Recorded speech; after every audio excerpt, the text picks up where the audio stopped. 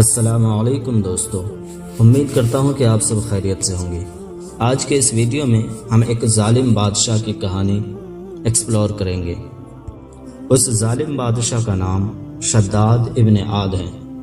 Video کو شروع کرنے سے پہلے ایک چھوٹا سا ریکویسٹ ہے کہ جو لوگ بھی ہمارے چینل پر پہلی بار آئے ہیں وہ ہمارے چینل کو سبسکرائب کر کے بیل آئیکن کو ضرور پریس کریں۔ اس سے فائدہ یہ ہوگا کہ ہم اپنے چینل پر جب بھی کوئی نیا ویڈیو اپلوڈ کریں گے تو ویڈیو سب سے پہلے آپ کو پہنچے گی۔ تو چلیے ویڈیو کو شروع کرتے ہیں۔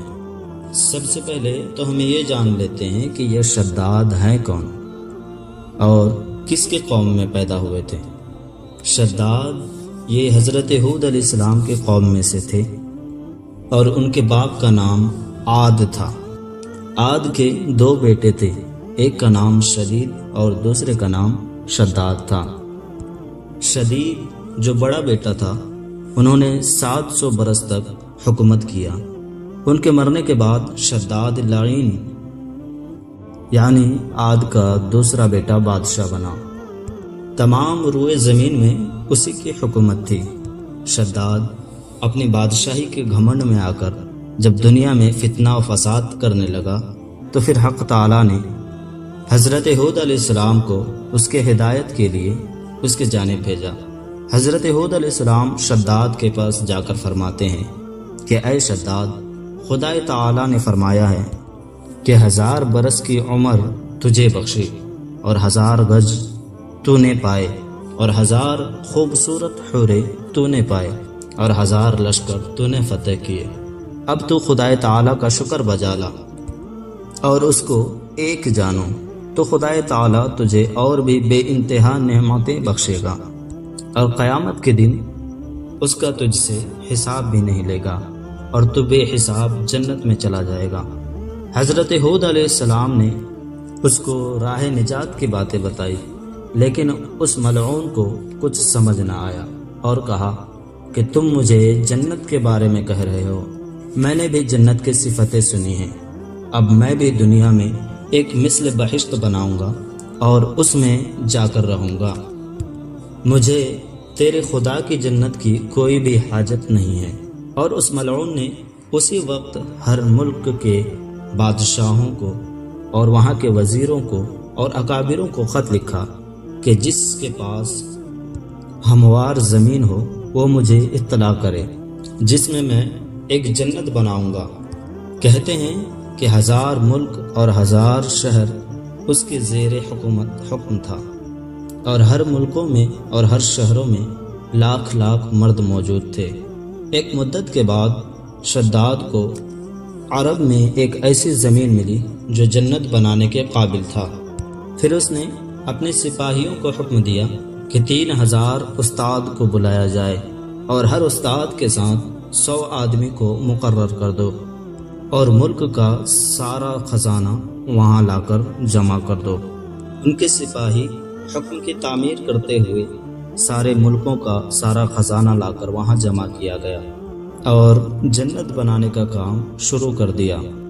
سب سے پہلے 40 گز زمین کو کھود کر سنگ مرمر کی پتھروں سے اس کی بنیاد رکھی گئی اور اس کی دیواریں سونے اور چاندی کی اینٹوں سے اٹھائی گئی اور اس کا ستون یعنی پیلرز زبرجد یعنی سبز رنگ کا زردی مائل قیمتی پتھر اور یاقوت یعنی لال یا سفید زرد یا نیلے رنگ کے قیمتی پتھر کے تھے۔ چنانچہ خدا تعالی نے اپنے محبوب صلی اللہ تعالی علیہ وسلم کو شداد لعین کی بہشت کے حال سے آگاہ کیا کہ دنیا میں کسی نے ایسی جنت نہیں بنائی تھی۔ چنانچہ اللہ تبارک و تعالی فرماتا ہے، تو نے دیکھا کیسے تیرے رب نے عاد سے وہ جو ارم تھے بڑے ستونوں والے جو بنا نہیں ویسا سارے شہروں میں۔ اس آیت مبارکہ سے پتہ یہ چلتا ہے کہ عاد ایک قوم تھی اور ارم ایک قبیلہ تھا اور ان میں سلطنت تھی۔ وہ لوگ بڑی بڑی عمارتیں بناتے اور خود سے درخت بناتے اور وہ درخت آدھا سونے کا ہوتا اور آدھا چاندی کا ہوتا تھا اور اس کی پتیاں زمرد سبز سے جڑی ہوتی تھی۔ اور اس کی ڈالیاں سرخ یاقوت سے بنایا گیا تھا، اور میوے انواع اور اقسام کے اس درخت پر لگائے تھے، اور بجائے مٹی کے اس میں مشک و عنبر و زعفران سے پر کیے گئے تھے، اور اس کے صحن میں پتھر کے بجائے موتیاں ڈالی گئی تھی۔ پھر شداد نے اپنے جنت میں شراب اور شہد کی نہر جاری کروایا، اور اپنے جنت کے دروازے پر 4 میدان بنائے، اور ہر ایک میدان میں لاکھ لاکھ سونے اور چاندی کی میز سجائی گئی، اور ہر میز پر ہزاروں طرح کی نعمتیں رکھی گئی۔ شداد کو اپنے جنت کو بنانے میں 300 سال کا عرصہ لگ گیا تھا۔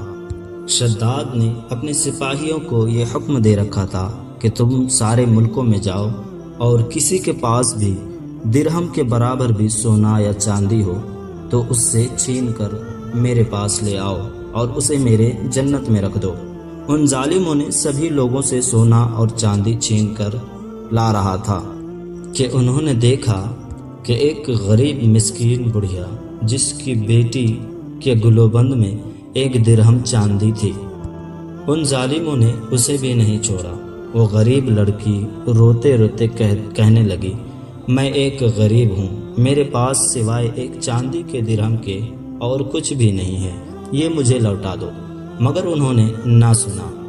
تب اس غریب لڑکی نے خدا تعالیٰ کی بارگاہ میں فریاد کی۔ اس غریب لڑکی نے ان ظالموں کے لیے اللہ تبارک و تعالیٰ سے بد دعا کیا اور کہا، یا اللہ تو انصاف کرنے والا ہے، تو ان ظالموں سے مظلوموں کی حفاظت فرما۔ اللہ تبارک و تعالیٰ نے اس مظلوم لڑکی کی دعا کو قبول فرمایا۔ قرآن پاک سے بھی یہ ہمیں سیکھ ملتی ہے کہ ہمیں کسی بھی مظلوم کو پریشان نہیں کرنا چاہیے یا کسی کی بھی بد دعا نہیں لینی چاہیے، اس لیے کہ اللہ تبارک و تعالیٰ مظلوموں کی دعاؤں کو بہت جلد سنتا ہے۔ شداد سارے خوبصورت لڑکوں اور لڑکیوں کو اپنے جنت میں رکھا، یہ سوچتا تھا کہ یہ لوگ حور و غلماں کی طرح ان کی خدمت کرے گا۔ جب ان کی جنت بن کر تیار ہو گیا اور سارا عیش و آرام کا سامان وہاں لا کر رکھ دیا گیا، تب اس نے سوچا کہ اب مجھے میری جنت میں جانا چاہیے۔ شداد اپنے جنت میں جانے کے لیے اپنے ساتھ 100 آدمیوں کو لیا اور اپنے جنت کی طرف روانہ ہوا، لیکن خدا تعالیٰ کو کچھ اور ہی منظور تھا۔ شداد اپنے آدمیوں کو لے کر جیسے ہی اپنے بنائے ہوئے جنت کے قریب پہنچا تو اس نے دیکھا کہ ایک شخص اس کے بنائے ہوئے جنت کے دروازے پر کھڑے ہیں۔ اس نے پوچھا، تم کون ہو؟ تو سامنے سے جواب آیا، میں ملک الموت ہوں اور اللہ کے حکم سے تمہاری روح کو قبض کرنے آیا ہوں۔ تو شداد نے کہا کہ مجھے تھوڑی سی مہلت دے دو، میں جو جنت بنوایا ہوں میں چاہتا ہوں کہ میں اسے ایک بار جی بھر کے دیکھ لوں، پھر تم میری روح کو نکال لینا۔ حضرت اسرائیل علیہ السلام نے فرمایا کہ تمہیں ایک لمحے کی بھی مہلت نہیں ملے گی۔ جیسے ہی شداد اپنے گھوڑے سے نیچے اترنا چاہا، ملک الموت اس کی روح کو قبض کر لیتے ہیں اور وہ اپنے جنت میں قدم بھی نہیں رکھ پاتے ہیں۔ پھر اللہ کے حکم سے ایک زلزلہ آتا ہے اور شداد کا بنایا ہوا جنت زمین میں دھس جاتا ہے۔ میرے پیارے دوستو، اس کہانی سے ہمیں یہ سیکھ ملتا ہے کہ ہمارے پاس کتنا بھی مال و دولت ہو جائے لیکن قدرت خداوندی سے کبھی بھی ٹکر نہیں لینا چاہیے، اور اللہ تبارک و تعالیٰ کی نعمتوں کی برابری نہیں کرنا چاہیے۔ میرے پیارے ساتھیو، اگر ویڈیو آپ کو اچھا لگا ہو اور کچھ سیکھنے کو ملا ہو تو آپ ہمارے ویڈیو کو لائک کر کے ایک پیارا سا کمنٹ ضرور کریں۔